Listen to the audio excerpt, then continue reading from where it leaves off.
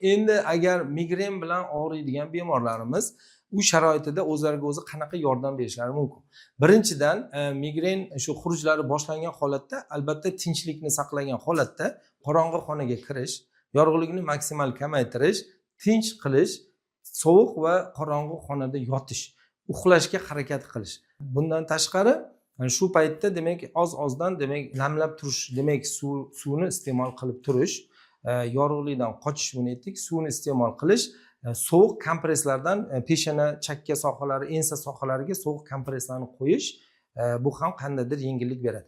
Bo'yin sohalarini, yelka mushaklarini, orqa sohalarda yengil uqalash, demak massaj deymiz, shularni qilish bu ham ancha yengillik beradi. Bundan tashqari yana iliq yoki issiqroq, iliqdan issiqroq dush qabul qilish, bu ham mushaklarni bo'shatishi va og'riqni qaysidir ma'noda kamaytirishga erishish mumkin bo'ladi.